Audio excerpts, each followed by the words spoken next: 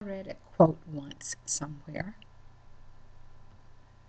that when an old person dies, a library burns down.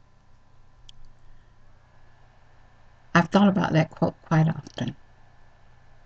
I do think about it quite often, even now. And I always think about my great grandmother. She was a very knowledgeable woman. I always thought she was a great storyteller. You know, she told me about her father, being born in 1840 on a slave plantation.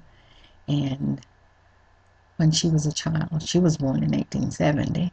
When she was a child, their travels from North Florida to Polk County. She talked about how she saw Indians. They slept under the wagon at night. They saw cowboys and cattle being driven. Very exciting stuff. She described the countryside, you know, and stopping and cooking out on the fire, you know, real cowboy's life.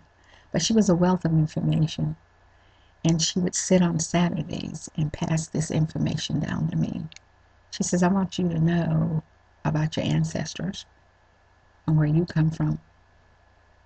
And she says, I want you to listen well because I want you to remember this so that you can tell the rest of them. And I often think about her. You know, she died when I was 12 years old. And when I think about all the Saturdays we spent with the storytelling and all the wonderful facts and all the things that she described to me, it was as if I was there. And when I think about those times, it's like being curled up in a lazy chair with a blanket and a good book on a rainy afternoon. And I think when I reach that age, that's what I want to be to my grandchildren and great grandchildren, a good book.